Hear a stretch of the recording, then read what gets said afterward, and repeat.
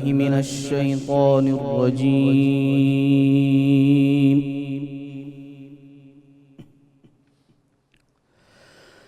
بسم الله الرحمن الرحيم.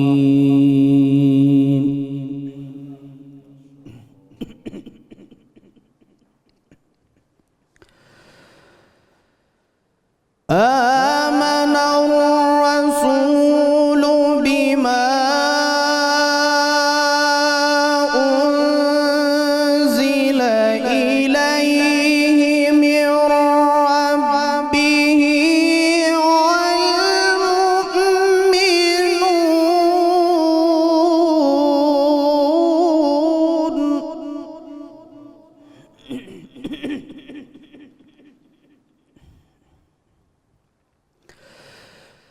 كل آمن بالله وملائكته وكتبه ورسله لا نفرق بين أحد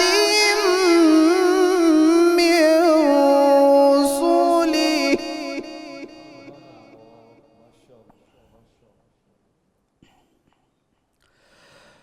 وقالوا سمعنا وأطعنا غفرانك ربنا وإليك المصير.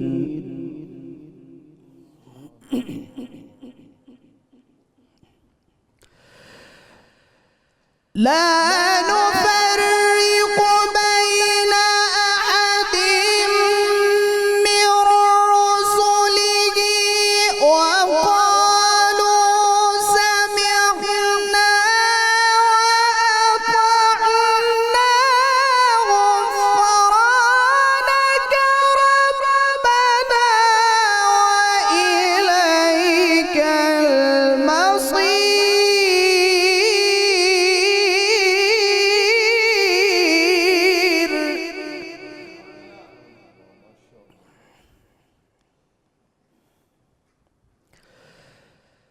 لا يكلف الله نفسا إلا وسعها لها ما كسبت وعليها ما اكتسبت.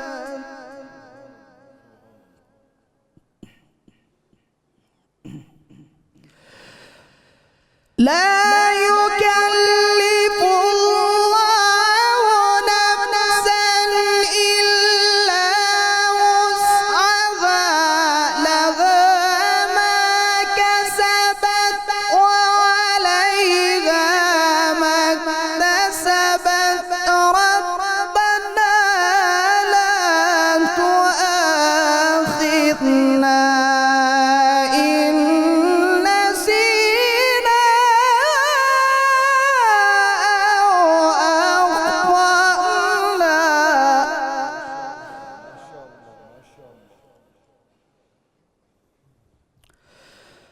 ربنا ولا تحمل علينا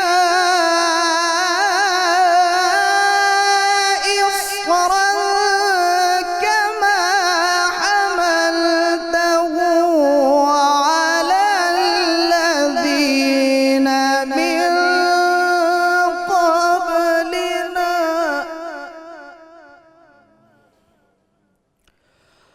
ربنا ولا تحملنا ما لا طاقة لنا به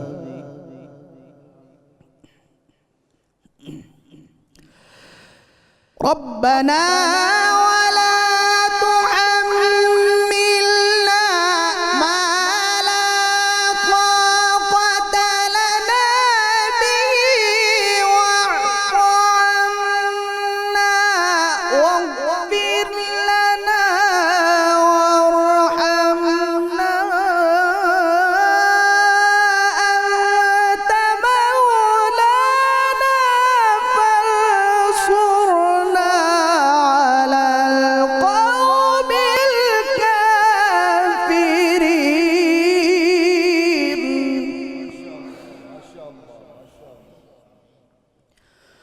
واعف عنا واغفر لنا وارحمنا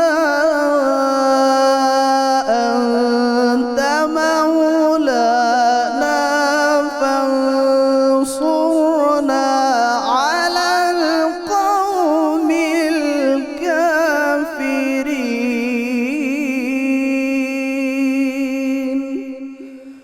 صدق الله العلي العظيم.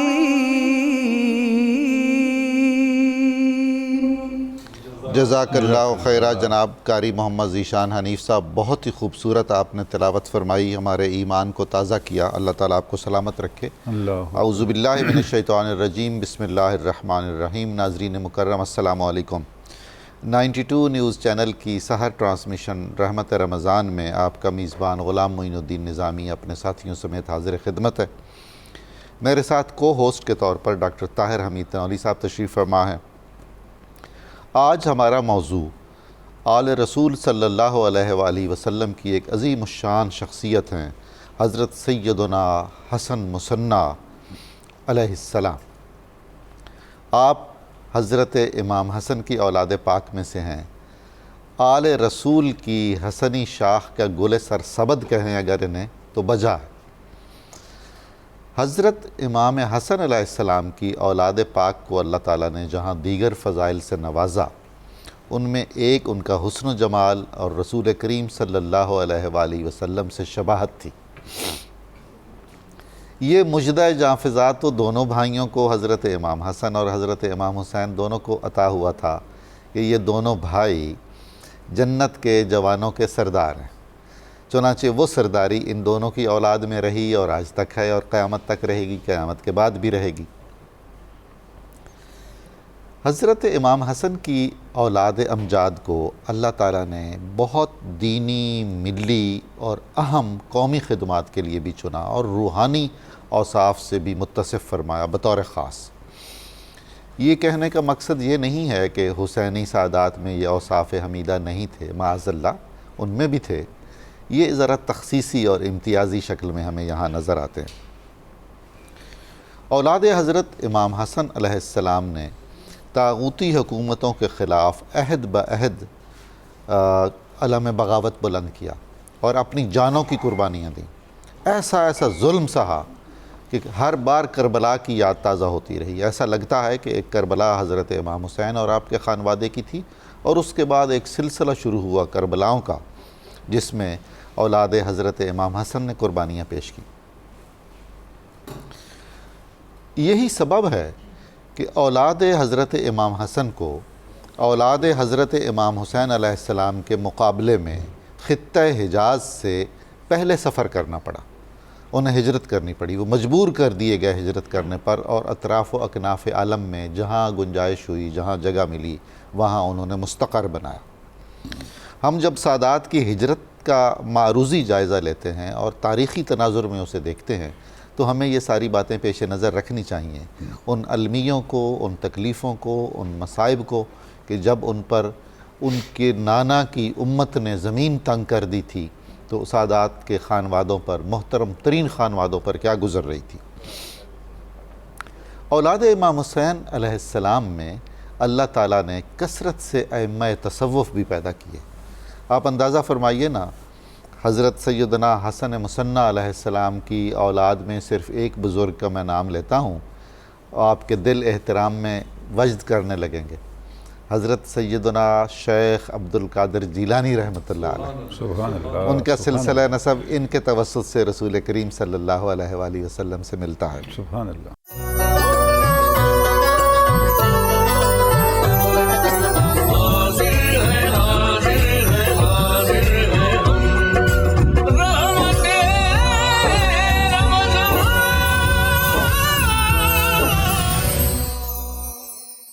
حضور والا اعظم نوری صاحب رسول اللہ صلی اللہ علیہ وآلہ وسلم کے دو پھول، سبحان اللہ، حضرت امام حسن اور امام حسین علیہ السلام، آپ کے فضائل اور مناقب کچھ ارشاد کیجئے، کیونکہ جس پھل کی ہم نے بات کرنی ہے وہ انہی درختوں کی سبحان اللہ، سبحان اللہ، نشانی ہے اور عطا ہے۔ سبحان اللہ۔ بسم اللہ الرحمن الرحیم۔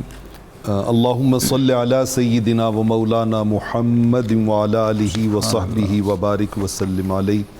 ڈاکٹر صاحب بہت شکریہ، تنولی صاحب بہت شکریہ، ماشاءاللہ آپ نے آج اہل بیت اطہار کی محبتوں کو جس طرح خراج عقیدت پیش کیا ہے، سبحان اللہ، وہ یقیناً سننے والوں کے لیے ایمان کی تسکین کا ذریعہ بنا ہے، الحمدللہ۔ اور اس کے بعد پھر خان صاحب نے ماشاءاللہ اس میں جو رنگ بھرے ہیں، اس سے محفل کا رنگ جو ہے وہ بڑا دوبالا ہو گیا ہے۔ آپ نے جن ہستیوں کا ذکر کرنے کی سعادت مجھے عطا کی ہے، قرآن مجید فرقان حمید میں مالک کونین نے اپنی بڑی خاص نعمتوں کے بعد کہا فَبِأَيِّ آلَاءِ رَبِّكُمَا تُكَذِّبَانِ۔ سبحان اللہ۔ اسی تسلسل میں رب ذوالجلال نے ارشاد فرمایا کہ مرج البحرین یلتقیان، دو سمندر اللہ نے جاری کیے، ان میں سے ایک عصمت کا سمندر مخدومہ کونین، ایک علم کا سمندر مولائے کائنات حضرت علی شیر خدا رضی اللہ تعالیٰ عنہ۔ اور یہ جو تفسیر میں عرض کر رہا ہوں یہ امام جلال الدین سیوطی رحمۃ اللہ تعالیٰ علیہ نے الدر المنصور میں بیان فرمائی۔ سبحان اللہ۔ اچھا، جب یہ دو سمندر جو ہیں ملے ہیں، مجمع البحرین ہوا ہے، قران الصادین ہوا ہے، تو اس میں سے پھر قرآن کہتا ہے یخرج منہما اللؤلؤ والمرجان۔ اس میں امام حسن کی شکل میں ایک لؤلؤ نکلا ہے اور امام حسین علیہ السلام کی شکل میں ایک مرجان نکلا ہے۔ اور ان دو ہستیوں کے بارے میں جس کو رحمت کونین آپ نے انٹرو میں کہا صلی اللہ علیہ وسلم کہ سیدہ شباب اہل الجنہ، ان کو انٹروڈیوس کروانے کے بعد رب نے کہا فَبِأَيِّ آلَاءِ رَبِّكُمَا تُكَذِّبَانِ۔ سبحان اللہ۔ اتنی بڑی نعمتیں تمہیں عطا کی ہیں، بلکہ میں اس کے ساتھ وہ الموجم الاوسط کی حدیث جوڑوں گا تو بات لطف دوبالا ہوگا۔ آقا علیہ الصلوۃ والسلام نے فرمایا کہ اذا استقر اہل الجنۃ فی الجنہ، جب جنتی جنت میں جا کے سیٹل ہو جائیں گے نا، تو اس وقت جنت اپنا ایک مطالبہ اللہ کی بارگاہ میں پیش کرے گی۔ اللہ اللہ۔ قالت الجنہ، جنت کہے گی یا رب وعدتنی ان تزیننی برکنیک، اے اللہ تیرا مجھ سے وعدہ تھا کہ تو مجھے خاص قسم کے ایک بڑے خوبصورت ستونوں سے مزین کرے گا، آراستہ کرے گا، اور میرے حسن کو دوبالا کرے گا۔ سبحان اللہ۔ تو اب سارے معاشر کے معاملات طے ہو گئے ہیں، تو وہ دو میرے حسن کو بڑھانے کے لیے رکن کہاں ہیں کہ جن سے میرا حسن دوبالا ہو جا؟ جواب سنیے رب ذوالجلال کیا فرمائیں گے۔ میرے کریم آقا علیہ الصلوۃ والسلام نے ارشاد فرمایا، اور اس جواب کے اندر ہی ان دونوں شہزادوں کی عظمت چھپی ہوئی ہے۔ سبحان اللہ۔ اللہ فرمائیں گے جنت مجھے میرا وعدہ یاد دلانے والی، علم ازین کا بالحسن والحسین، سبحان اللہ۔ سبحان میں نے تمہیں حسن و حسین سے ڈیکوریٹ نہیں کر دیا، کیا بات ہے، مزین نہیں کر دیا، آراستہ نہیں کر دیا۔ تو یہ ہے فَبِأَيِّ آلَاءِ رَبِّكُمَا تُكَذِّبَانِ۔ قرآن مجید فرقان حمید میں تنولی صاحب نے جس طرف اشارہ کیا اور آپ نے بھی اشارہ کیا کہ ان ہستیوں کو کس طرح چھوٹی چھوٹی عمروں میں امت نے جو ہے وہ کن آزمائشوں میں سے گزارا، بے شک اس پر امام فخر الدین رازی علیہ الرحمہ نے بڑا خوبصورت کلام کیا۔ اچھا، انہوں نے جب سورہ کوثر کی تفسیر لکھی نا، اِنَّا آتَيْنَاكَ الْكَوْثَرَ، 15 معنی بیان کیے انہوں نے۔ اللہ اکبر۔ ان میں سے تیسرا معنی جو ہے وہ بیان کیا، انہوں نے کہا کہ القوثر اولاد رسول اللہ صلی اللہ علیہ وسلم، کہ حضور علیہ السلام کو جو کوثر عطا کیا گیا ہے اس سے مراد ہے رحمت کونین کی اولاد اطہار، اہل بیت اطہار۔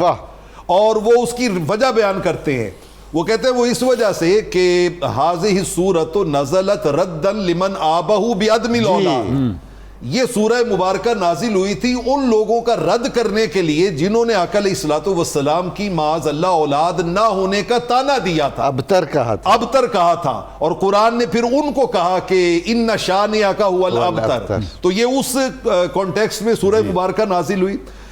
وہ کہتے ہیں اس کا معنی یہ ہے یؤتیہ نسلا یبکون علی مر الزمان۔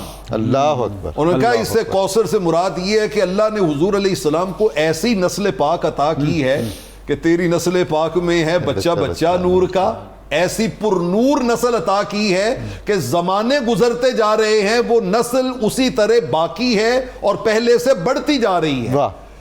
امام رازی نے 2 سوال پوچھے اپنے پڑھنے والوں سے، اور وہی 2 سوال آج ان کی وساطت سے پوری امت سے 92 چینل کے پلیٹ فارم سے پوچھے جا رہے ہیں۔ انہوں نے کہا انظر، اس بات پہ ذرا غور کیجئے، اس بات پہ سوچئے۔ آپ نے بھی انٹرو میں کہا تھا کہ امت سوچے اس بات پہ، امام راضی بھی کہہ رہے ہیں کہ اس بات پہ امت غور کرے، سوچے کہ کم قتل منہم، اللہ اکبر، کتنے ائمہ اطہار کو شہید کیا گیا، کتنے شہزادے جو تھے ان کو اس گلشن اہل بیت کے پھولوں کو مسلا گیا۔ اللہ اکبر، مطلب ایک لمبی فہرست ہے، لمبی فہرست ہے۔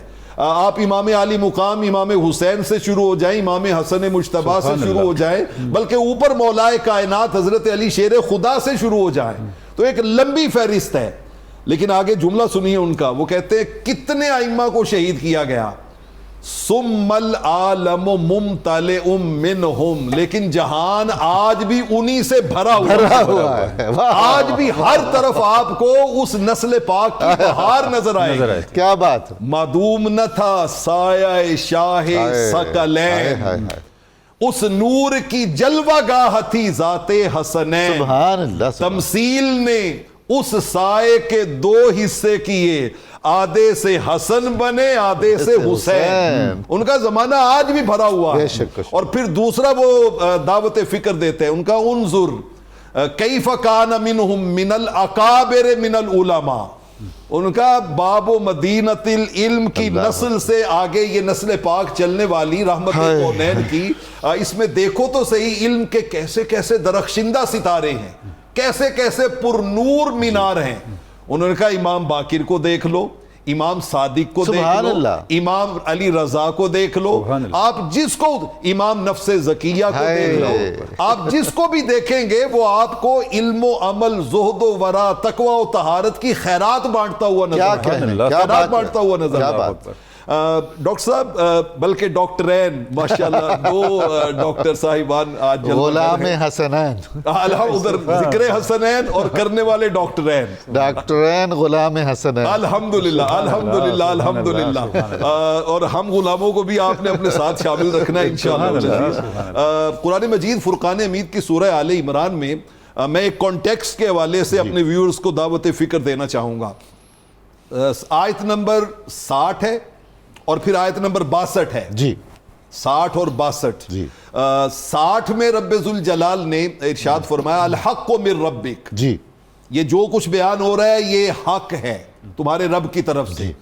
اچھا آگے 61 کو چھوڑ کے 62 میں کہا ان ھذا لہو القصص الحق، اللہ، یعنی پہلی آیت میں بھی حق، آگے ایک آیت چھوڑ کے اگلی آیت میں بھی حق، اور بیچ میں کیا ہے، بیچ میں مباہلہ کا وہ خوبصورت منظر، اللہ اکبر، اللہ خوبصورت منظر ہے کہ جس میں رب ذوالجلال نے اپنے محبوب علیہ السلام کو کہا فمن حاجک فیہ من بعد ما جاءک من العلم فقل تعالوا ندعو ابناءنا وابناءکم ونساءنا ونساءکم وانفسنا وانفسکم ثم نبتہل فنجعل لعنۃ اللہ علی الکاذبین۔ اس کا مطلب ہے پہلے بھی حق، بعد میں بھی حق، اور بیچ میں جو 5 نفوس قدسیہ ہیں وہ ہے احقاق حق کا فریضہ ادا کرنے والے، وہ ہے احقاق حق کا فریضہ ادا کرنے والے۔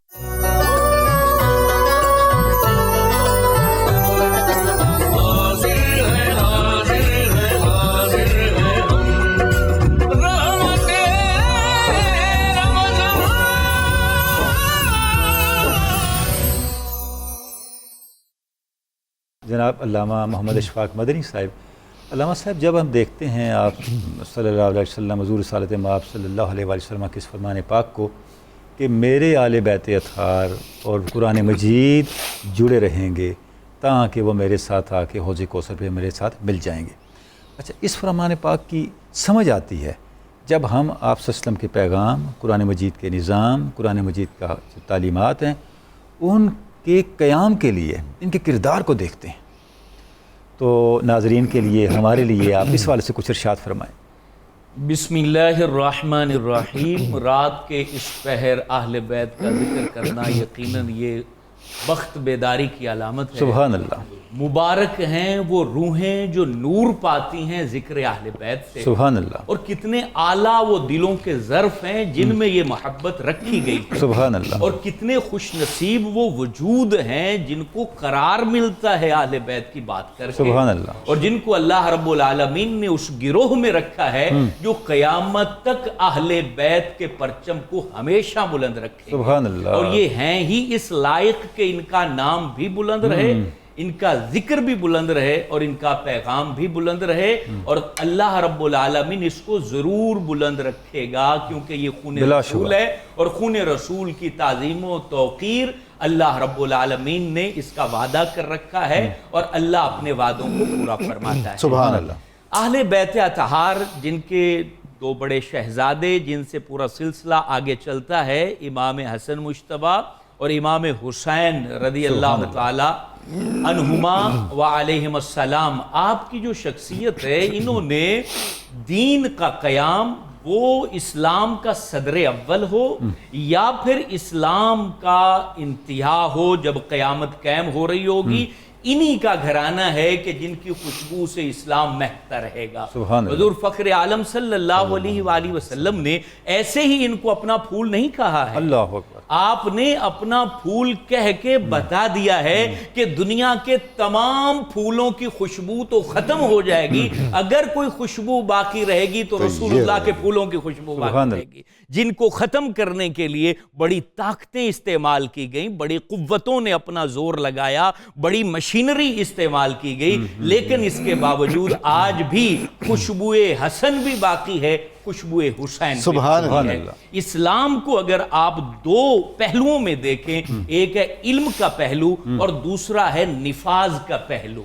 علم کا پہلو اگر آپ دیکھتے ہیں تو اس کے اندر بھی اگر اس کی بقا کے اندر سب سے زیادہ زور لگانے والے، طاقت صرف کرنے والے، زندگیاں وقف کرنے والی شخصیات آپ کو نظر آئیں گی تو وہ اہل بیت اطہار کے شہزادے ہیں۔ اور اگر آپ کو اسلام کے نفاذ کے اندر اور اسلام کی سربلندی کے اندر جو ہے اگر کوئی افراد آپ کو نظر آئیں گے تو اس میں اہل بیت کا کردار آپ کو بڑا بلند و بالا نظر آئے گا۔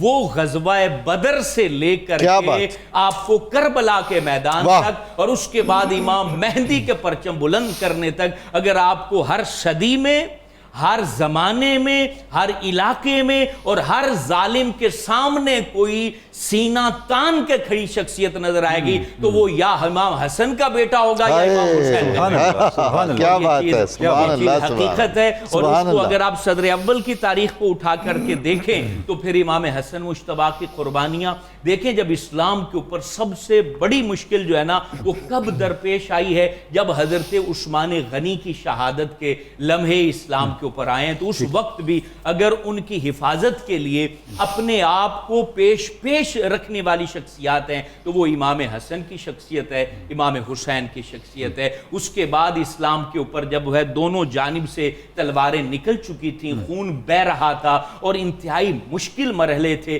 وہاں پر مسلمانوں کے جنازے اٹھ رہے تھے، اس وقت اگر آپ کو کوئی دانا شخص، مدبر شخص اور انتہائی سرداری کا حامل شخص اور رسول ہاشمی صلی اللہ علیہ وسلم کی ہیبت رکھنے والی شخصیت امام حسن مجتبیٰ کی صورت میں سامنے آتی ہیں، جو دونوں طرف کی تلواروں کو میان کے اندر داخل کرتے ہیں اور وہاں پر امن قائم کرتے ہیں اور اسلام کو جو ہے اکناف عالم میں پھیلانے میں جو ہے وہ اپنی جد و جہد اور کوششوں کے اندر سرگرم ہو جاتے ہیں۔ وہ حضرت امام حسن مجتبیٰ ہیں۔ امام حسن مجتبیٰ دنیا چھوڑ کے چلے جاتے ہیں تو پھر وہ جو ہے نا وہ کہتے ہیں نا پنجابی میں وہ پگ حضرت امام حسین کے سر پر آ جاتی ہے اور وہ پھر اس پگ کی لاج ایسے رکھتے ہیں کہ وہ پھر حضرت علی اکبر کی بھی قربانی دیتے نظر آتے ہیں، علی اصغر کی قربانی دیتے نظر آتے ہیں، حضرت قاسم کی قربانی دیتے نظر آتے ہیں، اپنے شہزادوں کی اور اپنے دوستوں کی، اپنے غلاموں کی، اپنے بھتیجوں کی اور اپنے بھائیوں کی قربانیاں دے کر وہ کربلا کے میدان کے اندر اسلام کی آبیاری، اسلام کی حفاظت، اسلام کی ایک ایک کومپل نہ ٹوٹنے پائے، اس کے اوپر اپنی رگیں جا کٹواتے نظر آتے ہیں۔ تو یوں پھر ایسے تو نہیں، پھر حضرت عبداللہ ابن مسعود نے یہ بات کہہ دی تھی، کہا لوگو یہ سن لو ایک دن کی محبت اہل بیت کی وہ ایک سال کی عبادت پر بھاری ہے. اللہ اکبر. انہوں نے ایسے نہیں کہا تھا. یہ صحابہ کرام کا اعتراف ہے. ہاں یہ اعتراف ایسے نہیں تھا. وہ ان کے یہ ساری چیزیں ان کی آنکھوں کے سامنے تھیں. حضرت ابو محزم نے کتنی بڑی بات کہی کہ حضرت ابو ہریرہ کو ایک جنازے کے اندر ہم نے دیکھا تھا کہ امام حسین اپنی سواری پر سوار تھے اور وہ اپنا جو ہے نا وہ پگڑی اتار کے اس کے ساتھ آپ کے نالین صاف کر رہے تھے اور اس کی گرد جھاڑ رہے تھے. وہ جانتے تھے کہ یہی قدم ہے جنہوں نے اسلام کو ثابت قدمی عطا کری ہے اور انہوں نے کر کے دکھایا بھی ہے. قیامت تک کا وہ فلسفہ ہمارے سامنے واضح کر دیا.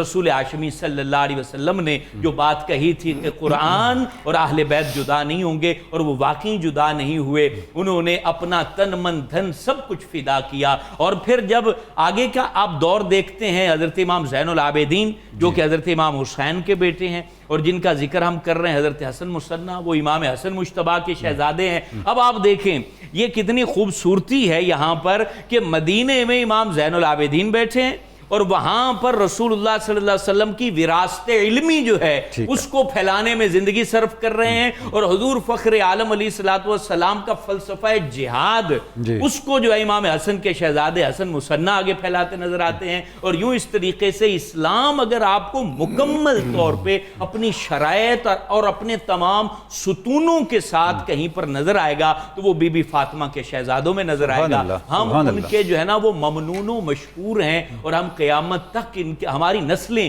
ان کی شکر گزار ہیں کہ جنہوں نے اپنی نسلیں قربان کر کے ہماری نسلوں کو در الہ پر اور در رسول پر ڈال دیا. رب تعالیٰ ان کے صدقے ہمارے وجود کو اپنے دین کے لیے قبول فرمائے. سبحان اللہ.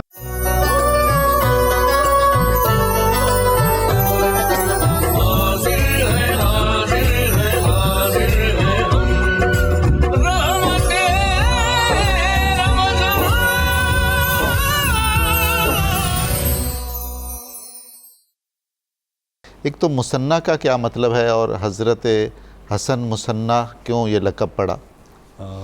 بہت شکریہ ڈاکٹر صاحب.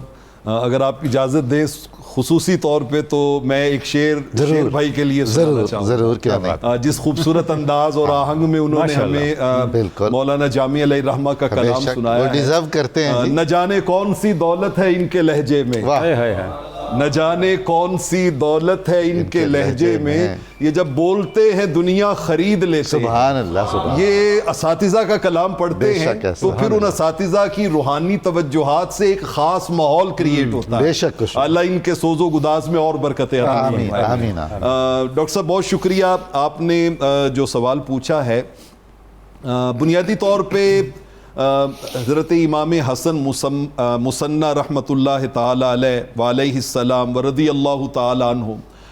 مصنع کا مطلب ہوتا ہے آپ کا اس زمانے میں ایک رواج تھا کہ بلکہ وہ جب دربار کوفہ میں اور دربار شام میں امام زین العابدین علیہ الرحمہ کی جلوہ گری ہوئی واقعہ کربلا کے بعد، تو وہ جس کا بھی نام پوچھتے وہ جواب میں کہتے علی.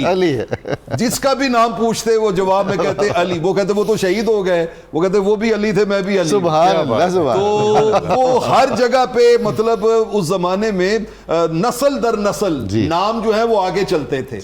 تو بنیادی طور پہ آقا علیہ الصلوۃ والسلام کے نور نظر امام حسن مجتبیٰ رضی اللہ تعالیٰ عنہ، ان کا نام حسن تھا. تو یہ آگے ان کے فرزند تھے، ان کا نام بھی حسن تھا، یعنی حسن بن علی، حسن بن حسن. اچھا آگے ان کے فرزند تھے، ان کا نام بھی حسن تھا. اب تین حسن اکٹھے ہو گئے تو ان میں فرق کرنے کے لیے بائیں طور کے سننے والے کو پتہ چل جائے کہ کس حسن کی بات ہو رہی ہے. پہلے کو حسن مجتبیٰ کہا گیا، انہیں حسن مصنع کہا گیا، یعنی سیکنڈ حسن، یعنی حسن ثانی. حسن ثانی عکس جمیل ان کا حضرت امام حسن مجتبیٰ کا. اور حسن مثلث، حسن مثلث یعنی ثالث، تیسرے عکس جمیل امام حسن مجتبیٰ رضی اللہ تعالیٰ عنہ. سبحان اللہ. تو یہ اس وجہ سے انہیں حسن مصنع کہا جاتا. کیا بات. ہم جن تذکار کو آج اپنے ویورز کے ساتھ شیئر کر رہے ہیں یہ کتنے اونچی اور اعلیٰ ہستیاں ہیں.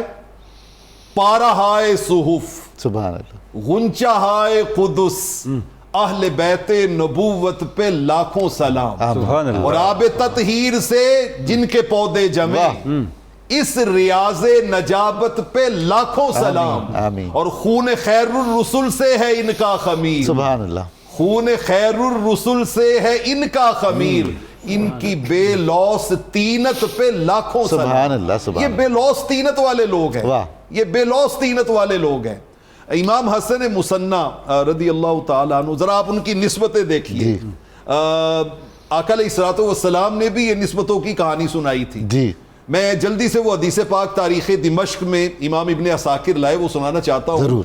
عصر کی نماز کے بعد رحمت کونین نے امام حسن کو دائیں کندھے پہ بٹھایا ہوا ہے اور امام حسین کو کیا بائیں بات، کندھے پہ، کیا بات۔ اور آ کے 8 رشتے کاؤنٹ کیے۔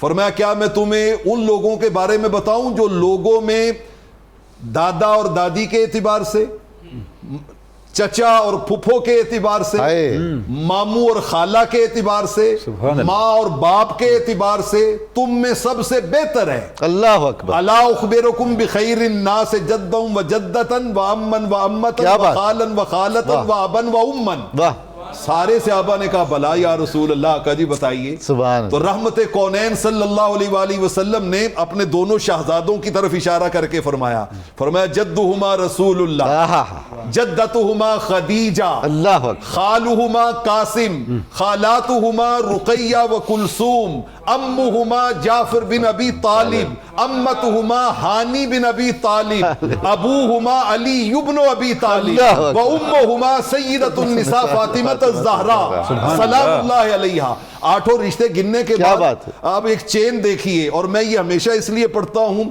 کہ اس چین کے صدقے میں اللہ ہمیں ان میں شامل کرے۔ آمین، آپ نے آمین۔ فرمایا کہ جدہما فی الجنہ، ان کا نانا بھی جنت میں خود نہیں جائیں گے بلکہ اوروں کو جانے کا وسیلہ بھی بنیں گے۔ جنت ان کے صدقے میں جدتہما فی الجنہ، ابوہما فی الجنہ، امہما فی الجنہ، خالہما فی الجنہ، امہما۔ 8 رشتے بیان کرنے کے بعد فرمایا من احبہما ہوا فی الجنہ، فرمایا جو ان سے پیار کرے گا وہ بھی ان کے ساتھ جنت میں جائے گا۔ سبحان اللہ۔ ان کے یہ نور نظر ہے امام حسن مصنع۔ جی، ان کی والدہ ماجدہ کا بڑا خاص کنٹریبیوشن ہے، اور ماؤں کا ہمیشہ بڑا خاص کنٹریبیوشن ہوتا ہے۔ ان کی والدہ ماجدہ جو ہیں خولہ بنت منظور رضی اللہ تعالی عنہ، وہ امام حسن مجتبیٰ کے، جب دیکھیے ان کو کتنی محبت تھی، جب ان کے نکاح میں آتی ہیں تو میں اس کو نا ذرا ان کی کچھ چیزوں کو شارٹ کر کے تو کوئی خاص چیزیں آپ کے سامنے رکھنا چاہتا ہوں کہ انہیں پتا تھا کہ یہ خانوادہ کون سا ہے۔ اچھا، اس سے پہلے بھی ان کی ایک جگہ شادی ہوئی تھی، اور وہ اس سے محمد بن طلحہ رضی اللہ تعالیٰ عنہ سے 3 بیٹے تھے ان کے، اور وہ جنگ جمل میں شہید ہو گئے۔ تو اس کے بعد پھر ان کی یہ 2nd میرج تھی امام حسن مجتبیٰ سے۔ یہاں پہ میں روک کے بات بتانا چاہوں گا کہ یہ دوسری شادی جو ہے اسلام میں، اس کو بہت زیادہ اس کی اہمیت کو بیان کیا گیا ہے، اور ہمارے اسلاف نے اس کو اس طرح لوگوں کے سامنے پریزنٹ کیا ہے کہ یہ کوئی عیب کی بات نہیں ہے، یہ ہمارا ایک کلچر بن گیا ہے بر صغیر کا، کہ جس کی وجہ سے بہت سے مسائل جو ہیں وہ جنم لیتے ہیں۔ اچھا، جب ان کے نکاح میں آئی نا، تو جب امام حسن مجتبیٰ سلام اللہ علیہ، جب ان کی شہادت ہو گئی، تو اس کے بعد نا ان کو بہت سے نکاح کے پیغام آئے، بہت سی جگہوں، اور بڑے اعلیٰ حسب نسب خاندان والوں کے۔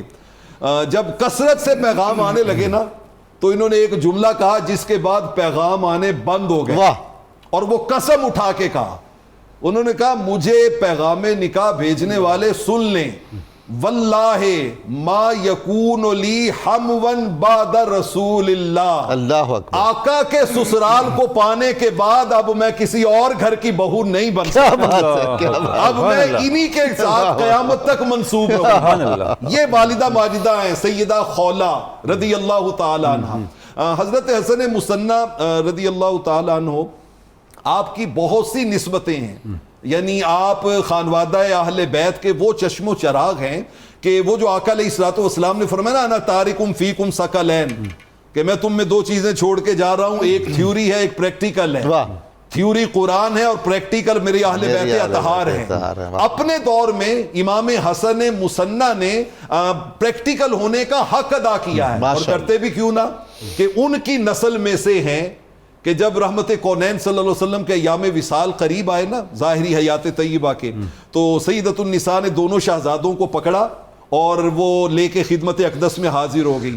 کہتی ہیں بابا جان یہ دونوں آپ کے نور نظر ہیں، فورثہما، اپنی روحانی وراثت میں سے ان کو بھی کچھ عطا کیجئے.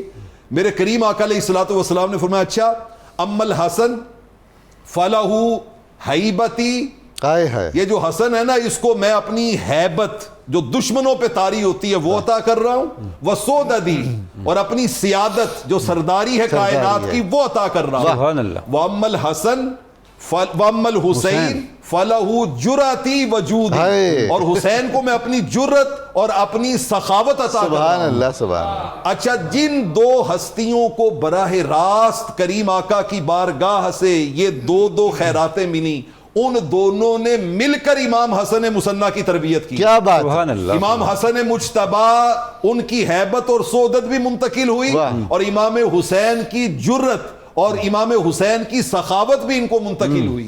یہی وجہ ہے کہ امام حسن مصنع اپنے دور میں سخاوت، طہارت، عفت، پاکیزگی، اطاعت کے حق، ظلم کے خلاف سٹینڈ لینا، اس پہ اس کردار پہ تھے کہ لگتا یوں تھا کہ جیسے سارے ان اپنے اسلاف کے فیض کو آگے معاشرے کو منتقل کر رہے ہیں.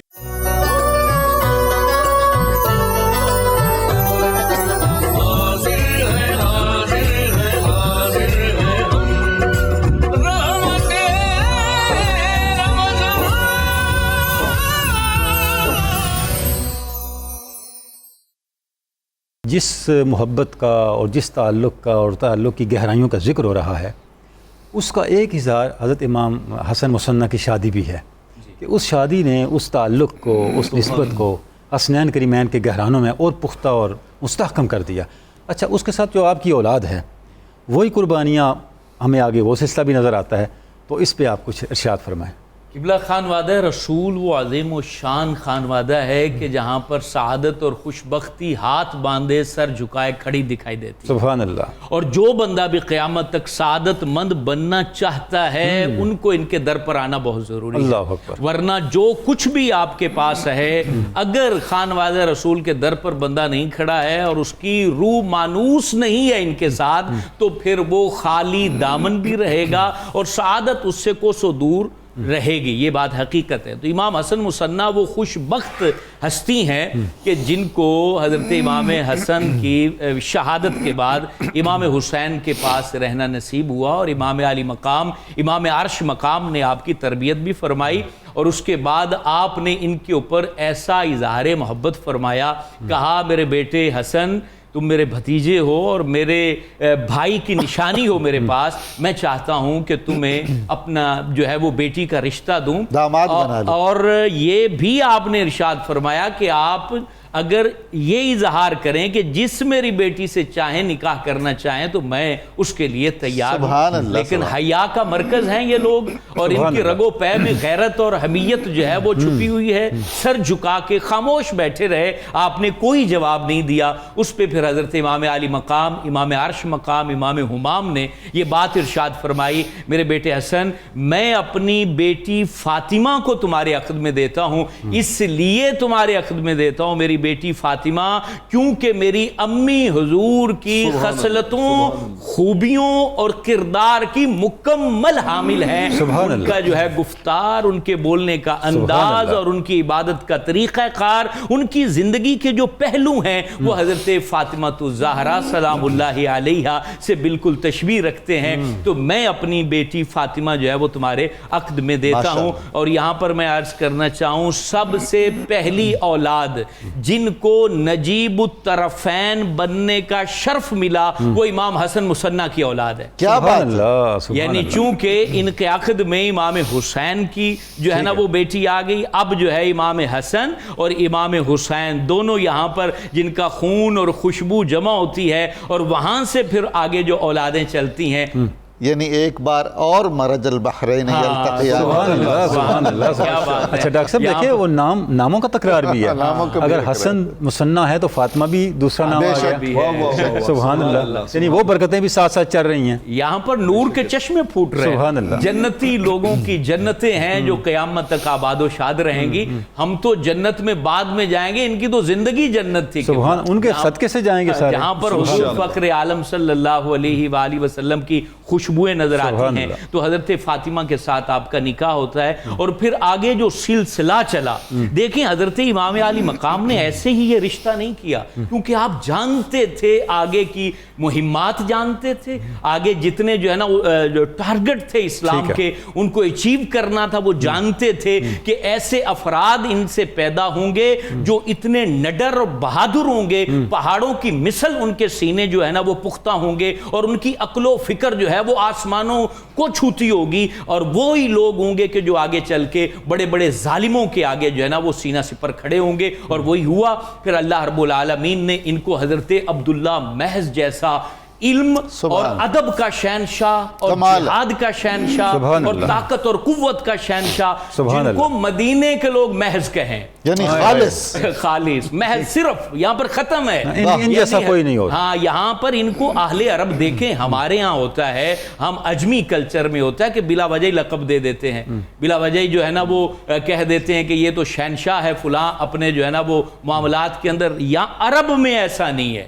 عرب والے دیکھا کرتے تھے, پرکھا کرتے تھے, اس کے بعد اس کو جو ہے نا وہ لقب دیتے تھے, اور پھر لقب دینے والے بھی تابعین ہوں, صحابہ کی تربیت میں رہنے والے ہوں. اب مجھے اجازت دے تو میں محض کا ترجمہ علامہ صاحب کی اجازت سے کہ ویورز کو بڑی آسانی سے سمجھ آئے گا. محض کا معنی ہے one and only. One and only. One and only. یہ اپنی مثال خود ہی ہے, اپنی مثال, ان کی کوئی مثال اور نہیں. اور وہ بہت خوبصورت آپ نے ارشاد فرمایا. دیکھیں اس میں پھر آپ واقعی جو ہے نا وہ محض تھے, اور اپنے حسن کے اندر, کردار کے اندر, اپنی طاقت کے اندر, شجاعت کے اندر, حکمت عملی کے اندر, اور دشمن کو تمام تر مشینری کے ساتھ کیسے شکست دینا ہے, اس کی اگر خوبی نظر آتی ہے تو حسن مصنع کے بیٹے عبداللہ محض میں آتی ہے, دوسرے بیٹے حضرت ابراہیم ہیں, تیسرے بیٹے حضرت حسن مثلث ہیں جو حسن بن حسن بن حسن بن علی ہیں, اور اس کے بعد آپ کی جو ہے نا دو بیٹیاں ہیں, ام کلثوم اور حضرت زینب, اور آپ کی جو دوسرا نکاح تھا وہ حضرت ام داود حبیبہ کے ساتھ ہوا تھا, جو حضرت امام جعفر صادق کی رضائی ماں بھی ہیں. ان سے پھر اللہ نے دو بیٹے عطا فرمائے, حضرت داؤد اور حضرت جعفر عطا فرمائے, اور اس طریقے سے آپ کا پھر آگے پوتا ہے حضرت محمد نفس زکیہ, انہوں نے بھی آگے قربانیوں کے سلسلے کو جاری رکھا. ہم نے آپ کی اولاد پاک میں سے بڑے بڑے ہستیوں کا آپ سے پوچھنا ہے, اتنا آپ جلدی نہیں آپ کی چھٹ سکتی, ابھی سب پوچھنا ہے ہم نے. قیامت تک حاضر ہے ان کی باتیں. سبحان اللہ.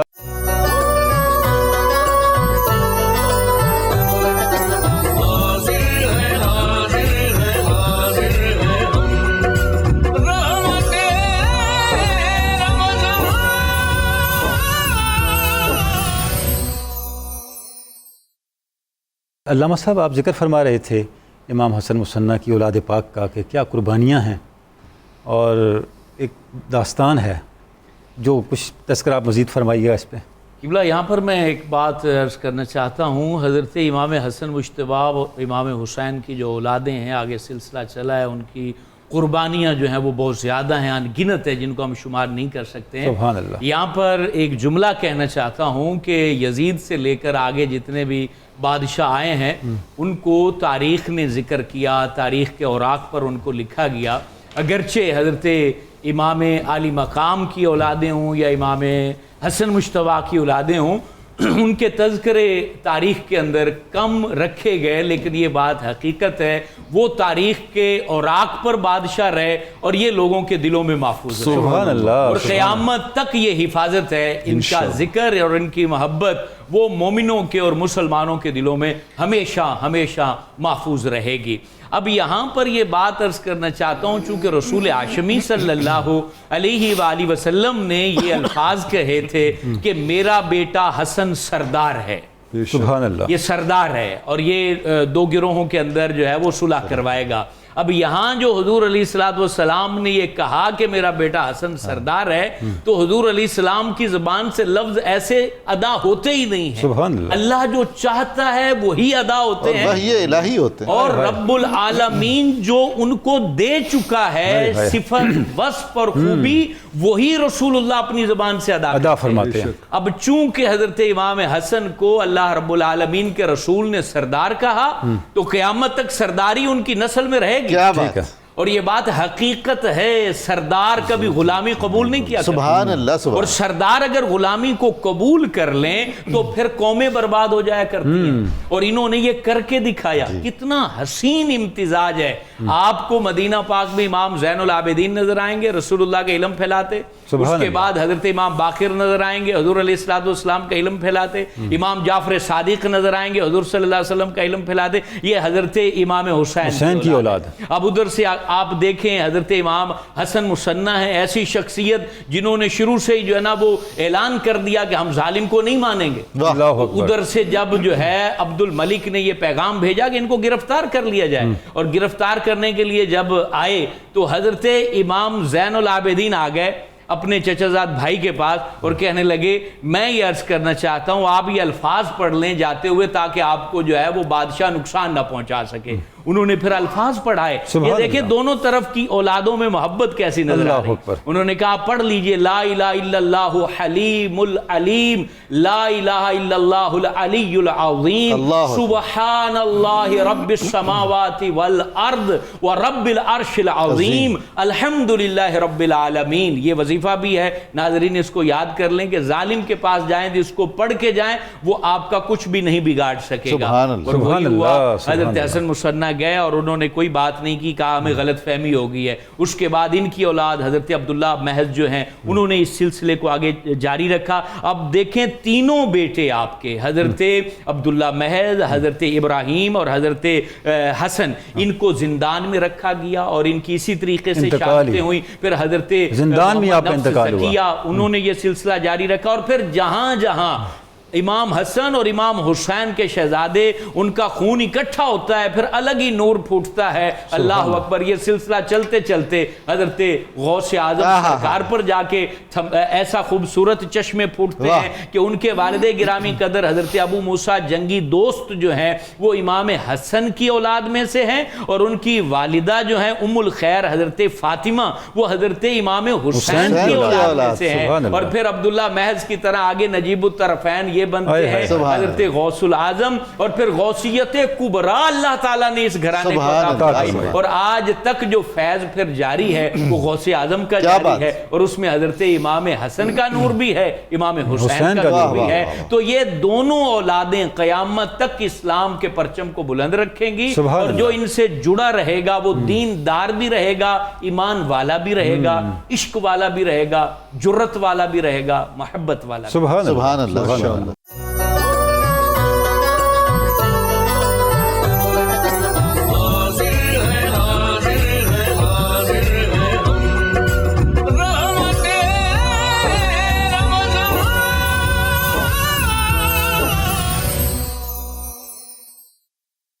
اچھا علامہ صاحب جب ہم حضرت امام حسن کی شخصیت کو دیکھتے ہیں تو ایک بڑی جامعیت ہے.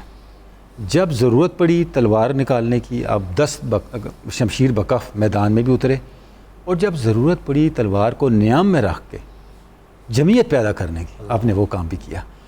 حسن مصنع میں بھی وہی ٹریٹس جو ہیں شخصیت کے وہی اوصاف آگے ہمیں چلتے ہوئے نظر آتے ہیں. خصوصاً وہ پہلو اس پہ ذرا آپ ہمیں روشنی عطا کریں. جب حجاج بن یوسف کے خلاف بغاوت ہوئی تو اس کا ظلم تو کوئی شک ہی نہیں ہے. اس کے خلاف پھر کس طرح سے حضرت امام حسن مصنع نے رول پلے کیا اور کس طرح اس میں اپنا کردار ادا کیا؟ دیکھیں جب کربلا برپا ہوئی ہے کربلا کے اندر جو اہل بیت اطہار پر ظلم ڈھائے گئے ہیں اس کے بعد یہ ظلم کا سلسلہ آگے بڑھتا چلا گیا. وہ وہاں پر تھما نہیں ہے رکا نہیں ہے. کربلا سے آگے جتنی جو ہستیاں تھیں جو غازی تھے انہوں نے بعد میں وہ پرچم بلند رکھا اور دوسری جانب سے جو ظلم کی آندھی تھی وہ بھی اسی طریقے سے چلتی رہی. اب حضرت امام حسن مصنع کے دور کے اندر چونکہ عبد الملک جو بادشاہ تھا اور کوشش یہ کی کہ اس کو مکمل طور پہ مان لیا جائے.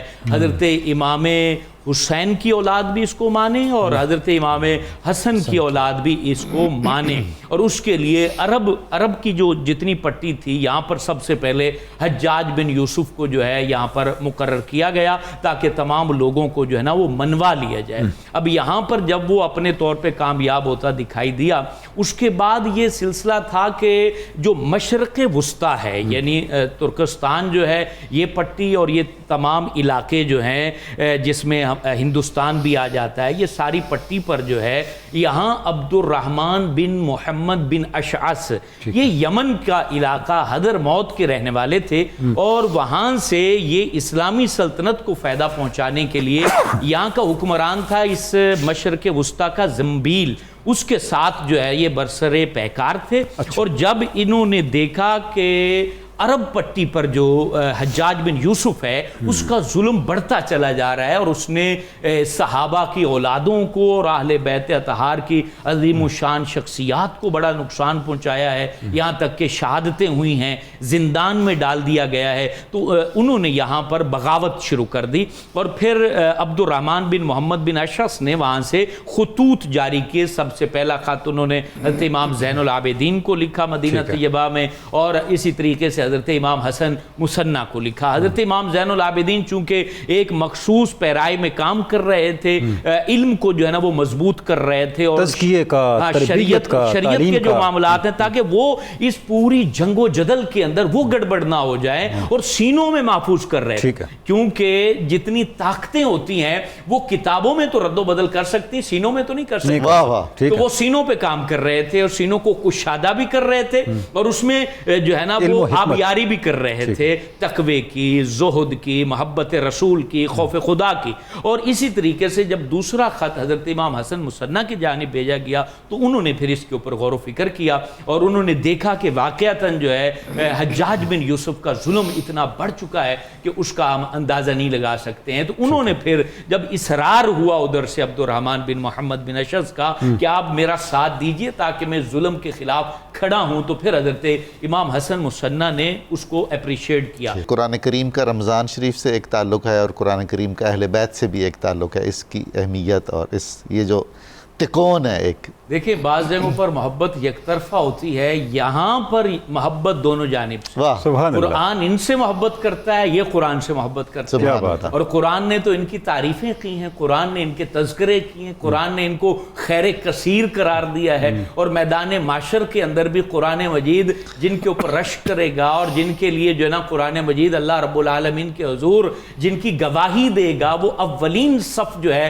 وہ اہل بیت اطہار کی صف ہے، اور پھر انہوں نے قرآن سے جو محبت کی ہے اس کے تو تذکرے جا بجا ہیں، انہوں نے خالی نعروں کی حد تک محبت نہیں کی ہے، انہوں نے خالی تذکار کی حد تک اور تلاوت کی حد تک محبت نہیں کی ہے، انہوں نے تو ایسی محبت کی ہے کہ نیزوں پر ان کے سر بلند ہیں تو بھی قرآن مجید ان کی زبانوں پر جاری ہے، اور ان کی محبت پر گواہی خود رسول ہاشمی صاحب قرآن نے دی ہے کہ قرآن ان کے ساتھ رہے گا اور یہ قرآن کے ساتھ رہیں گے، اور ہر رمضان کے اندر ہونا یہی چاہیے کہ جہاں قرآن کی تلاوت ہو رہی ہے ہر مسجد میں ذکر اہل بیت بھی ہونا چاہیے، قرآن کی حفاظت جیسے جیسے جہاں جہاں جس مقام پر اہل بیت نے کی ہے اسی طریقے سے اماموں کو، قراء کو، حفاظ کو، اپنے مقتدیوں کو اور جمعے میں خطباء کو بتانا چاہیے کہ آج جو قرآن آپ کے ممبروں پر پڑھا جا رہا ہے یہ صدقہ امام حسین کا ہے اور صدقہ امام حسن۔ سبحان اللہ، سبحان اللہ۔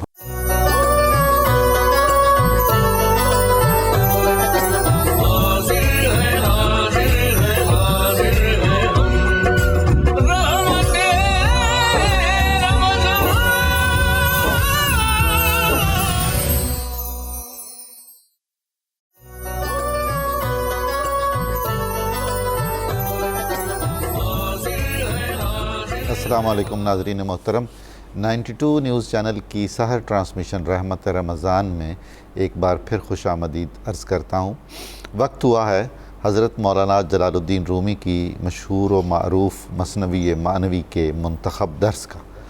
آج ہم نے جو موضوع چنا ہے وہ یہ ہے کہ مثنوی معنوی میں حضرت مولانا نے رسول کریم صلی اللہ علیہ وآلہ وسلم کے اسماء مبارکہ کی کیا کیا برکات بیان کی ہیں اور کس کس انداز میں بیان کی ہیں۔ سر دست ہم ان میں سے حضرت علیہ الصلوۃ والسلام کے ایک اسم مبارک احمد کے بارے میں مولانا جلال الدین رومی کا نقطہ نظر بیان کرتے ہیں۔ سب سے پہلے یہ بات یاد رکھنے کی ہے کہ رسول کریم صلی اللہ علیہ وآلہ وسلم کے متعدد اسماء مبارکہ میں سے حضرت مولانا رومی کو سب سے زیادہ جو اسم مبارک پسند ہے اور جس کا انہوں نے بار بار ذکر کیا ہے وہ احمد ہے، اور غالباً یہ اسم عہد کی رعایت سے ہے۔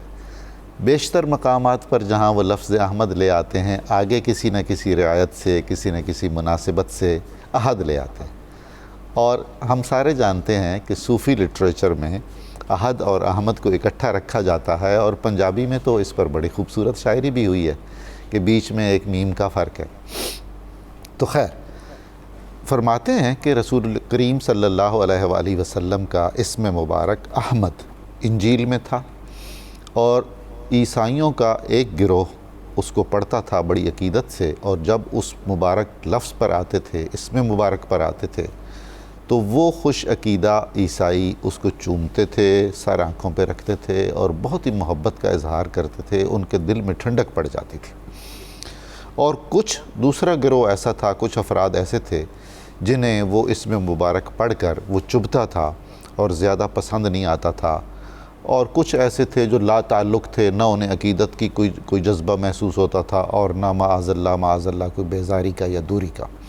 تو حضرت رومی فرماتے ہیں کہ جو پہلا طبقہ تھا، یعنی اس میں احمد پڑھ کر جو خوشی سے کھل اٹھتا تھا اور اس کا اکرام کرتا تھا، تعظیم بجا لاتا تھا، اللہ تعالیٰ نے ان پر انعامات کی بارشیں کر دیں، ان کی فصلیں زیادہ ہوتی رہیں، ان کے جانوروں میں برکت ہوئی، ان کے مال میں برکت ہوئی، ان کے اخلاق بہتر ہوئے، ان کے گھروں میں سکھ، امن اور آشتی ہوئی، اور جو دوسرے تھے انہیں اس کے برعکس حالات کا سامنا کرنا پڑا۔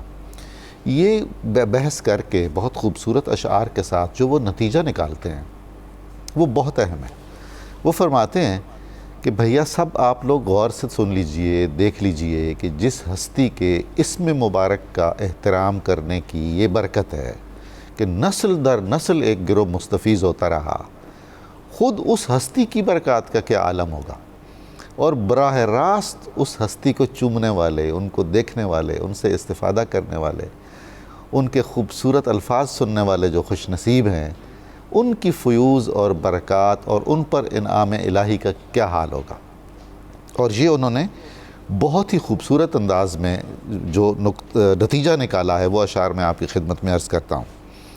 نام احمد این چنین یاری کنت، رسول کریم صلی اللہ علیہ وآلہ وسلم کا اسم مبارک احمد اس حد تک مدد کرتا ہے، اتنی عنایات کرتا ہے، اتنی فیوز و برکات کا باعث بنتا ہے، تاکہ نورش چون نگاہداری کنت، تو پھر آپ نور مجسم، آپ کی جو ذات عطر ہے وہ کس حد تک برکات کا باعث بنتی ہوگی اور کس حد تک محافظت کرتی ہوگی اپنے چاہنے والوں کی اور اپنے عاشقوں کی اور اپنے ماننے والوں کی۔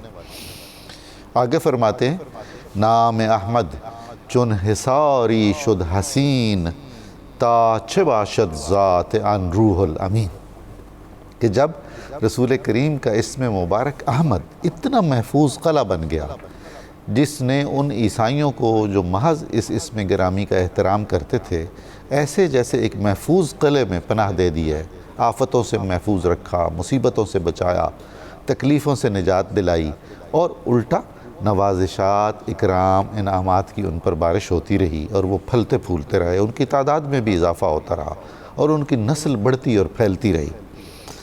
جب یہ عالم ہے صرف اس اسم مبارک کی برکت کا، تا چه باشد ذات عن روح الامین، تو خود ان مقدس روح کا، رسول کریم صلی اللہ علیہ وآلہ وسلم کی ذات گرامی کا کیا عالم ہوگا، اس شہر کا کیا حال ہوگا جہاں آپ پیدا ہوئے، اس امت کا کیا خوش نصیبہ ہوگا جہاں آپ نبی بن کر اترے، اور ان لوگوں کے بخت کی یاوری کا کیا عالم ہوگا جن میں آپ چلتے پھرتے رہے، جو آپ کے صحابہ ہیں، جو آپ کے اہل بیت ہیں۔ اس میں ایک نقطہ بہت لطیف ہے، وہ یہ ہے کہ یہاں حضرت رومی نے رسول کریم صلی اللہ علیہ وآلہ وسلم کے لیے ایک لقب اختیار کیا ہے، استعمال کیا ہے، روح الامین۔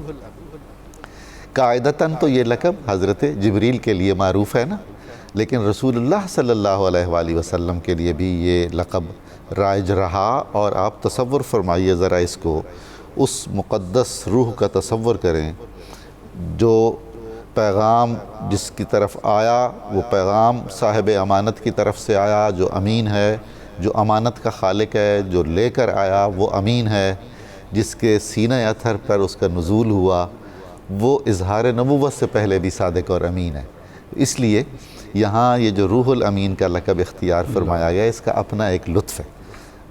اللہ تعالیٰ سے دعا ہے کہ وہ ہمیں بزرگوں کے ان اقوال، ارشادات اور ان معارف سے استفادہ کرنے کی توفیق دے، اور ہم زیادہ سے زیادہ اپنی اصلی اور حقیقی روایت سے جڑے رہیں۔ بہت شکریہ ناظرین۔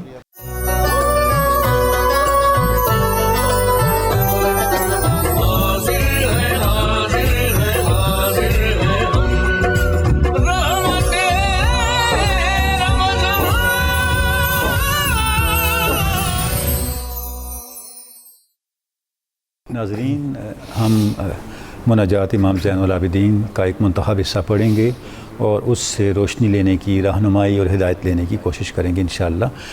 ناظرین، جو دعا کرنے کا اسلوب ہے اور جو دعا کرنے کا ضابطہ اور آداب ہیں، جب ہم حدیث پاک کی روشنی میں دیکھتے ہیں تو ان میں ایک بڑا بنیادی نقطہ یہ ہے کہ آپ صلی اللہ علیہ وآلہ وسلم نے صحابہ اکرام کو یہ تلقین فرمائی کہ جب بھی دعا کرو تو اللہ سے اس کا فضل مانگو۔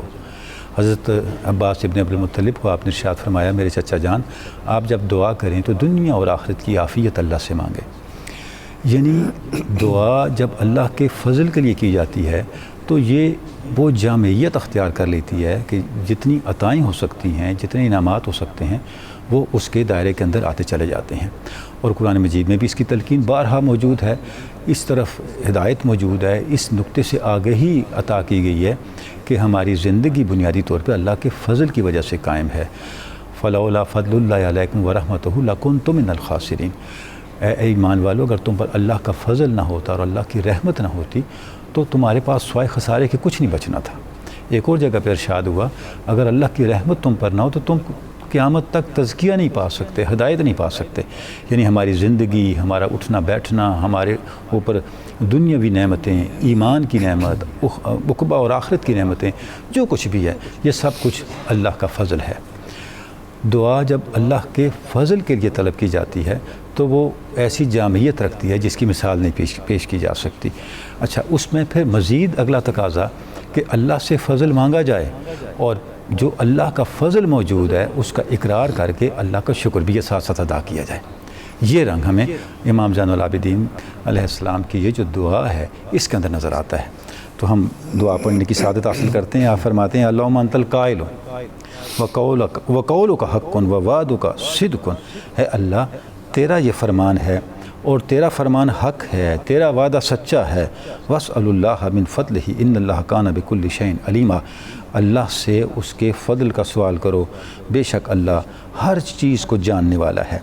ولیس من صفاتک یا سیدی ان تامر بالسؤال وتمنع العطیۃ۔ ہے میرے اللہ، ہے میرے مالک، یہ تیری صفات میں ہی نہیں شامل کہ تو لوگوں کو سوال کا تو حکم دے اور جب وہ سوال کریں تو اپنی عطائیں روک لے۔ یہ نہیں ہو سکتا، یہ تیری شان نہیں ہے۔ وانت المنان بالعطیات علی اہل مملکتک۔ اور جو تیری مملکت کے اندر رہنے والے تیرے بندے ہیں تو ان پر عطاؤں کا احسان کرنے والا ہے۔ والعائد علیہم بالتحنن رافتک۔ اور اپنی شفقت رحمت بار بار ان پر کرنے والا ہے۔ الہی ربیتنی فی نعمک و احسانک صغیرا۔ اے اللہ، میں چھوٹا تھا، بے شعور تھا، بے اختیار تھا، تو نے اپنی نعمتوں اور احسان کے ذریعے سے مجھے پالا پوسا اور بڑا کیا۔ وَنَّوَّحْتَ بِاسْمِی کبیراً۔ اور مجھے میرے نام کو بلند کیا، میری شان کو بلند کیا۔ سبحان اللہ۔ فَيَا مَنْ رَبَّانِی فِی الدُّنْیَا بِإِحْسَانِهِ وَتَفَضُّلِهِ وَنِعَمِهِ۔